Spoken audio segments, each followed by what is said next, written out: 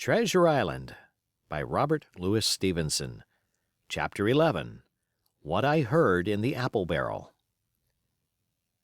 "No, not I," said Silver. "Flint was cap'n. I was quartermaster, along of my timber leg. The same broadside I lost my leg, old Pew lost his deadlights. It was a master surgeon, him that amputated me, out of college and all, Latin by the bucket and what not. But he was hanged like a dog, and sun-dried like the rest at Corso Castle. That was Robert's men that was, and come to changing names to their ships, Royal Fortune and so on. Now, what a ship was christened, so let her stay, I says. So it was with the Cassandra, as brought us all safe home from Malabar, after England took the viceroy of the Indies. So it was with the old Walrus, Flint's old ship, as I've seen amuck with the red blood and fit to sink with gold." "Ah!" cried another voice, that of the youngest hand on board, and evidently full of admiration. "He was the flower of the flock, was Flint." "Davis was a man, too, by all accounts," said Silver. "I never sailed along of him. First with England, then with Flint, that's my story. And now here on my own account, in a manner of speaking. I laid by 900 safe from England, and 2,000 after Flint. That ain't bad for a man before the mast, all safe in bank. 'Tain't earning now, it's saving does it, you may lay to that. Where's all England's men now? I don't know. Where's Flint's? Why, most on 'em aboard here, and glad to get the duff. Been begging before that, some on 'em. Old Pew, as had lost his sight, and might have thought shame, spends £1,200 in a year, like a lord in Parliament. Where is he now? Well, he's dead now, and under hatches. But for 2 year before that, shiver my timbers, the man was starving.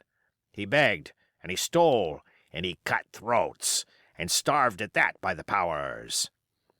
"Well, it ain't much use after all," said the young seaman. "'Tain't much use for fools, you may lay to it, that or nothing," cried Silver. "But now, you look here. You're young, you are, but you're as smart as paint. I see that when I set my eyes on you, and I'll talk to you like a man." You may imagine how I felt when I heard this abominable old rogue addressing another in the very same words of flattery as he had used to myself. I think, if I had been able, that I would have killed him through the barrel. Meantime he ran on, little supposing he was overheard.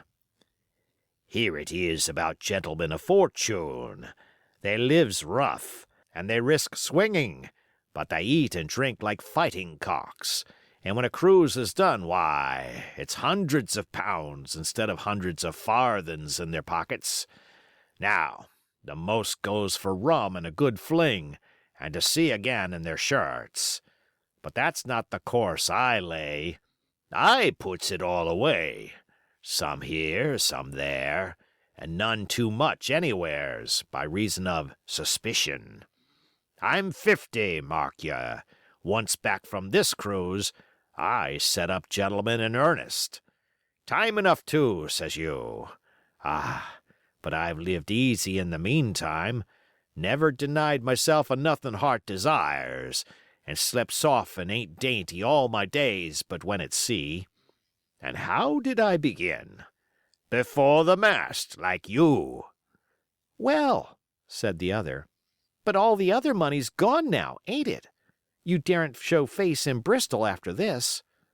"Why, where might you suppose it was?" asked Silver derisively. "At Bristol, in banks and places," answered his companion. "It were," said the cook. "It were when we weighed anchor. But my old missus has it all by now. And the spyglass is sold, lease and goodwill and rigging, and the old girl's off to meet me. I would tell you where, for I trust you, but it'd make jealousy among the mates." "And can you trust your missus?" asked the other. Gentlemen of fortune, returned the cook, usually trust little among themselves, and right they are, you may lay to it. But I have a way with me, I have. When a mate brings a slip on his cable, one as knows me, I mean, it won't be in the same world with old John. There was some that was feared of Pew, and some that was feared of Flint, but Flint his own self was feared of me. Feared he was, and proud. They was the roughest crew afloat, was Flint's. The devil himself would have feared to go to sea with them. Well, now, I tell you, I'm not a boasting man, and you seen yourself how easy I keep company. But when I was quartermaster, lambs wasn't the word for Flint's old buccaneers. Ah, you may be sure of yourself in old John's ship. Well, I tell you now, replied the lad, I didn't half a quarter like the job till I had this talk with you, John, but there's my hand on it now. And a brave lad you were, and smart, too, answered Silver, shaking hands so heartily that all the barrels shook. And a finer figurehead for a gentleman of fortune I never clapped my eyes on. By this time I had begun to understand the meaning of their terms. By a gentleman of fortune they plainly meant neither more nor less than a common pirate, and the little scene that I had overheard was the last act in the corruption of one of the honest hands, perhaps of the last one left aboard. But on this point I was soon to be relieved, for Silver giving a little whistle, a third man strolled up and sat down by the party. "Dick's square," said Silver. "Oh, I know Dick was square," returned the voice of the coxswain, Israel Hands. "He's no fool, is Dick." And he turned his quid and spat. "But look here," he went on. "Here's what I want to know, Barbecue. How long are we going to stand off and on like a blessed bumboat? I've had almost enough of Captain Smollett. He's hazed me long enough, by thunder. I want to go into that cabin, I do. I want their pickles and wines and that." "Israel," said Silver, "your head ain't much account, nor ever was. But you're able to hear, I reckon. Leastways, your ears is big enough. Now, here's what I say. You'll berth forward, and you'll live hard, and you'll speak soft, and you'll keep sober till I give the word, and you may lay to that, my son." "Well, I don't say no, do I?" growled the coxswain. "What I say is when. That's what I say." "When? By the powers!" cried Silver. "Well, now, if you want to know, I'll tell you when. The last moment I can manage, and that's when. Here's a first-rate seaman, Captain Smollett, sails the blessed ship for us. Here's this squire and doctor with a map and such. I don't know where it is, do I? No more do you, says you. Well, then, I mean this squire and doctor shall find the stuff, and help us to get it aboard, by the powers. Then we'll see. If I was sure of you all, sons of double Dutchmen, I'd have Captain Smollett navigate us halfway back again before I struck." "Why, we're all seamen aboard here, I should think," said the lad Dick. "We're all forecastle hands, you mean," snapped Silver. "We can steer a course, but who's to set one? That's what all you gentlemen split on, first and last. If I had my way, I'd have Captain Smollett work us back into the trades at least. Then we'd have no blessed miscalculations and a spoonful of water a day. But I know the sort you are. I'll finish with 'em at the island, as soon's the blunt's on board, and a pity it is.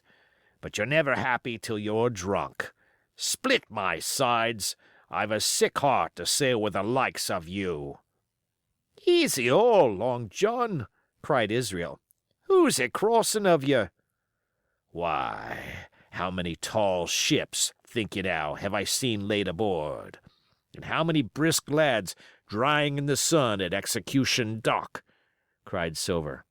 And all for this same hurry and hurry and hurry. You hear me? I seen a thing or two at sea, I have. If you would only lay your course and a pint to windward, you would ride in carriages, you would. But not you. I know you. You'll have your mouth full of rum tomorrow, and go hang.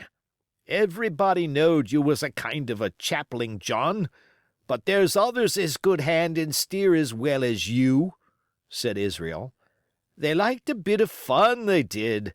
They wasn't so high and dry nohow, but took their fling like jolly companions, every one. So, says Silver. Well, and where are they now? Pew was that sort, and he died a beggarman. Flint was, and he died of rum at Savannah. Ah, they was a sweet crew, they was. Only, where are they? But, asked Dick, when do we lay 'em athwart, and what are we to do with 'em, anyhow? There's the man for me, cried the cook admiringly. That's what I call business. Well, what would you think? Put 'em ashore like maroons? That would have been England's way. Or cut 'em down like that much pork? That would have been Flint's or Billy Bones's. Billy was the man for that, said Israel. Dead men don't bite, says he. Well, he's dead now hisself. He knows the long and short on it now. And if ever a rough hand come to port, it was Billy. Right you are, said Silver. Rough and ready. But mark you here, I'm an easy man. I'm quite the gentleman, says you. But this time it's serious. Duty is duty, mates. I give my vote. Death. When I'm in Parliament and riding in my coach, I don't want none of these sea lawyers in the cabin a comin' home unlooked for, like the devil at prayers. Wait is what I say. But when the time comes, why, let her rip. John, cries the coxswain, you're a man. You'll say so, Israel, when you see, said Silver. Only one thing I claim. I claim Trelawney. I'll wring his calf's head off his body with these hands. Dick, he added, breaking off, you just jump up like a sweet lad and get me an apple to wet my pipe like. You may fancy the terror I was in. I should have leaped out and run for it if I had found the strength, but my limbs and heart alike misgave me.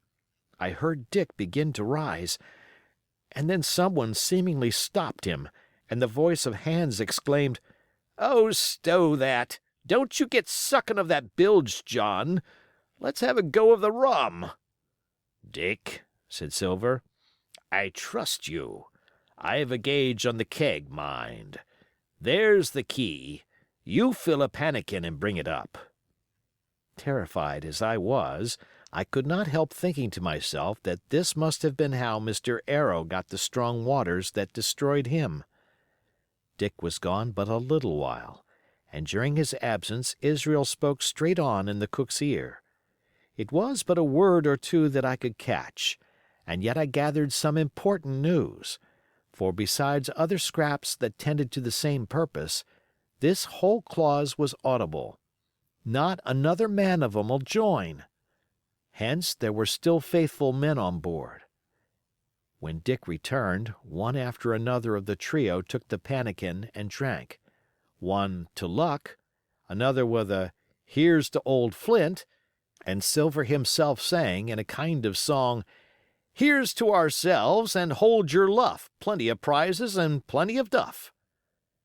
Just then a sort of brightness fell upon me in the barrel, and looking up, I found the moon had risen and was silvering the mizzen top and shining white on the luff of the foresail, and almost at the same time the voice of the lookout shouted, "Land ho!" End of chapter.